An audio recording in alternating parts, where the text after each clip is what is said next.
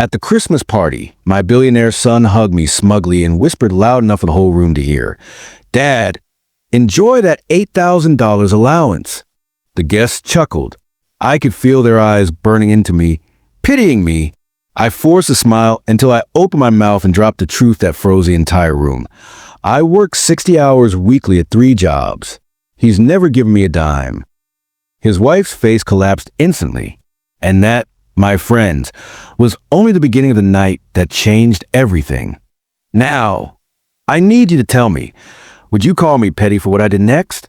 Or would you say I finally gave my son the reality check he deserved? Stick around, because this story is about betrayal, pride, and the sweet taste of revenge. I'll never forget the way he said it. At the Christmas party, my billionaire son wrapped his arms around me in front of everyone, and with a smug grin, he announced, "Dad, enjoy that $8,000 allowance." The laughter that followed was the kind that stings, sharp, cold, and humiliating. His wife smirked, his friends chuckled, and even the waiters glanced at me with pity. I stood there, gripping my glass of sparkling water, trying not to let my hands shake. My son, my own flesh and blood, had turned me into the evening's entertainment. But you know what I did? I looked him square in the eye and said, "Allowance? I work 60 hours a week at 3 different jobs. He's never given me a dime in his life." The entire room went silent. His wife's face collapsed like a tower of cards. My son's smirk vanished. And that, my friends, was only the beginning of a night that changed everything. Let me back up a little. I'm 72 years old. Most people my age are enjoying retirement. Mornings on the porch, afternoon naps, maybe some fishing. But me? I'm mopping supermarket floors at dawn, driving a cab at noon, and stocking shelves at a warehouse overnight. 3 jobs, 60 hours a week. Because life didn't give me the luxury of slowing down. My son, on the other hand, he's a self-made billionaire, or so he loves to tell people. What he doesn't mention is that he started with money I didn't have the privilege of handing down. Money he inherited from his mother's side when she passed. But he likes to paint the picture that he clawed his way to the top. And me? I'm the old man who should be grateful for scraps. Except those scraps never came. Not once did he ask if I needed help paying the bills. Not once did he offer to cover my rent. And yet here he was, parading me like a charity case in front of his wealthy friends. Tell me, would you have stood there quietly? Or would you have done exactly what I did? The room was frozen after my words. You could have heard a pin drop on the marble floors. His wife, Tiffany, forced a laugh and said, "Oh, he's just joking. You know how he exaggerates." But the damage was done. The guests looked uneasy. Some of them whispered to each other. I caught one man mutter, "Wait, so he doesn't help his own father?" My son's face turned red. He leaned in close, hissing under his breath, "Why would you embarrass me like that, Dad?" I whispered back, "Why would you lie like that, son?" He stormed off toward the bar, leaving me standing there. And I thought, this isn't over. Not by a long shot. As the party carried on, I couldn't help but drift into memories. I remember when he was a boy, no older than 10, and I worked 2 jobs to keep food on the table after his mother died. I remember patching up his sneakers with duct tape because I couldn't afford new ones. I remember skipping meals so he could have seconds. And now, the boy I sacrificed everything for was standing in a mansion filled with chandeliers and luxury cars in the driveway, mocking me. That's when something inside me snapped. I wasn't going to let him write my story as the old man living on his son's allowance. Not when the truth was far uglier and far more powerful. I stayed quiet the rest of the night, sipping my drink, watching him laugh with his friends like nothing happened. But in my heart, I was planning. See, I had something my son didn't know. Something I had kept buried for years. Something that would make his smug little empire crumble. And if he wanted to humiliate me in front of his people, then maybe it was time I reminded him who I really was and what I was capable of. I left the party early. I couldn't stand another second of that mansion with its crystal chandeliers and gold-plated doorknobs. Driving home my rusty old sedan, I gripped the wheels so tight my knuckles turned white. The humiliation replayed in my head like a broken record. Dad, enjoy that $8,000 allowance. allowance, as if I were some child being tossed pocket money. But then, the memory of my own words gave me strength, because I had said the truth. In doing so, I cracked his perfect mask. Still, I knew this was bigger than just one Christmas party. My son had been rewriting history for years. He painted himself as a hero, the self-made billionaire, the generous son who took care of his poor father. And everyone believed it. Everyone until tonight. And if I played my cards right, that illusion would come crashing down. Back in my small apartment, I pulled out an old wooden box from the top shelf of my closet. Inside were papers I hadn't touched in years, documents I had saved not for revenge, but for just in case. There it was, a thick manila envelope with my son's name on it. Inside, proof. Proof that when he first started his company, I was the one who signed the loan against my house. I was the one who invested the little life insurance money left from his mother. Without me, his empire wouldn't even exist. But he never told anyone that part. He erased it. He built a shiny story that he alone rose from the ashes. I sat there, staring at the papers. For years, I stayed silent because I didn't want credit. I just wanted my son to succeed. But now, he had crossed a line. A week later, he called me. His voice was sharp, clipped. "Dad, about the party, you embarrassed me." Tiffany's furious. My investors were there. Do you realize how that made me look? I almost laughed. How it made him look. I told him calmly, "Son, if you're so worried about appearances, maybe you shouldn't lie." He sighed like I was some burden he had to tolerate. "Look, I'll wire you some money to keep quiet. Let's just not talk about this again." That's when I knew. It wasn't just pride, it was fear. He was afraid the truth would come out. So I said, "No, son, we will talk about this. In fact, I think it's time for a family dinner. Just you, Tiffany, the kids, and me. I've got something important to share." He hesitated, but he agreed. The dinner was tense from the moment I walked in. Tiffany barely looked at me. My son plastered on a fake smile, his kids scrolling on their phones at the table. We ate in silence until I cleared my throat. "I want to tell you all a story," I began. My son shifted uncomfortably. Tiffany raised an eyebrow. The kids perked up, maybe sensing drama. I told them everything. About the night I signed over my house to the bank, so he could take a business loan. About the insurance money from his mother that I handed over. About the nights I went hungry so he could eat. Then I slid the envelope across the table. "These are the documents. Proof. Your father didn't build his empire alone. He built it on my back." The kids' jaws dropped. Tiffany's face went pale. My son stammered, "Dad, why would you can't just..." I cut him off. "I can, and I will, because you tried to erase me, and I won't let you." The room erupted into chaos. Tiffany accused him of lying to her all these years. The kids demanded answers.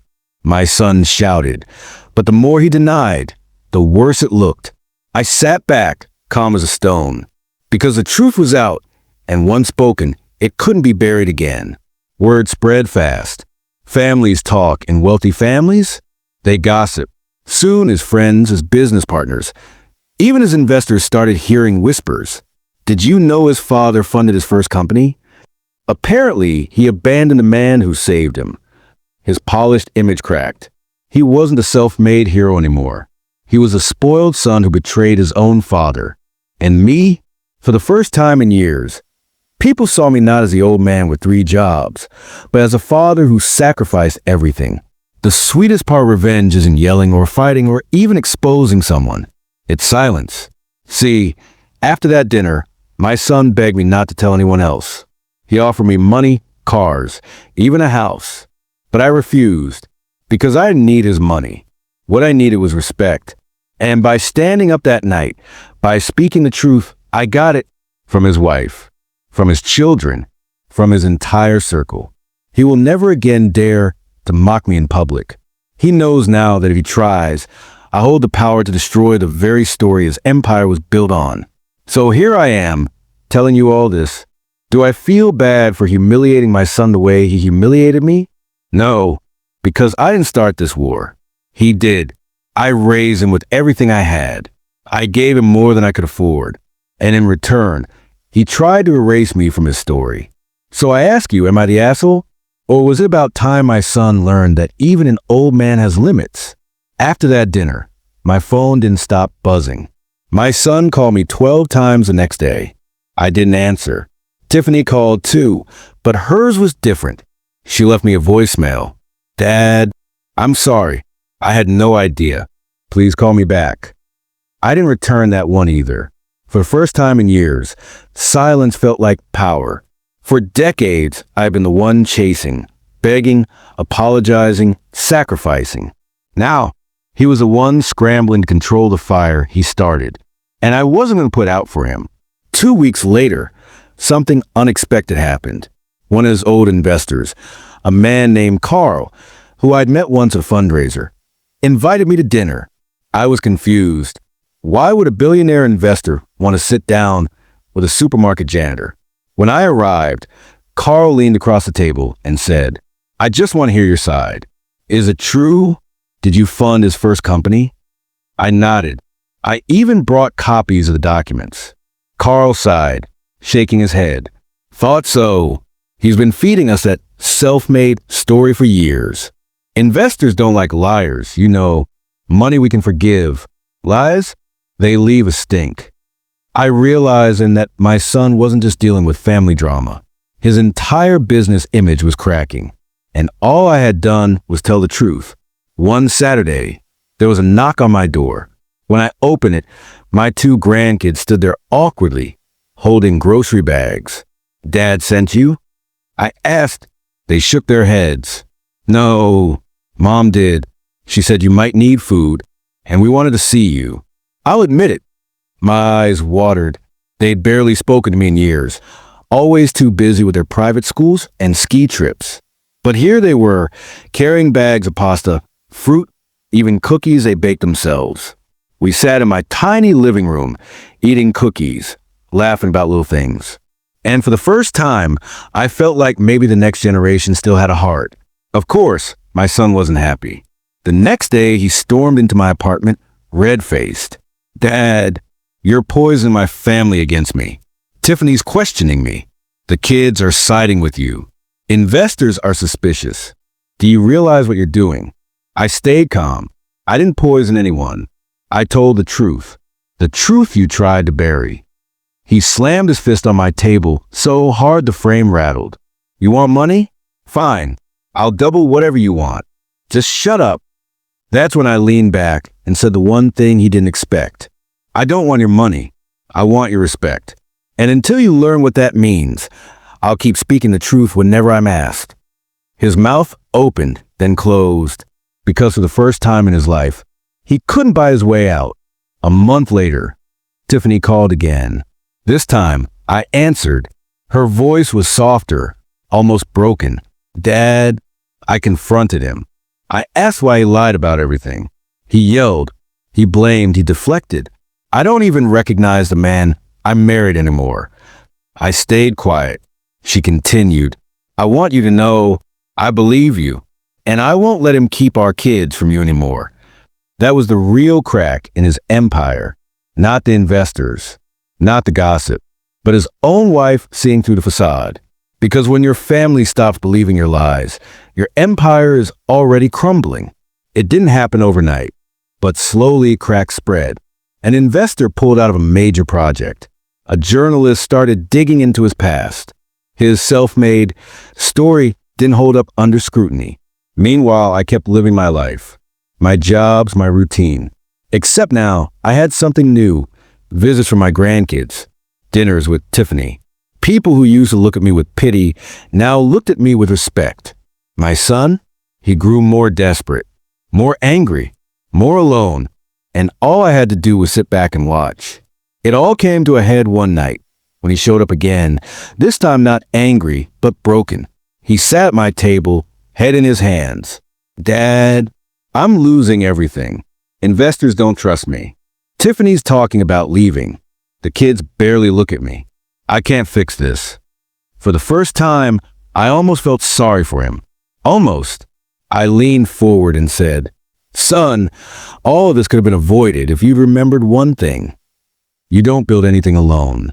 Not a business, not a family, not a legacy." He looked at me, eyes red, and whispered, "So what do I do now?" And I said the words I'd waited my whole life to say. Start by telling the truth. Admit who helped you. Admit what you owe. Respect the people who built you. Whether he listened or not, that was up to him. So here I am, sharing my story with you all. I never wanted revenge. I never wanted money. All I wanted was respect. The recognition that I wasn't just some old man living off an allowance. I was a man who sacrificed everything so my son could rise.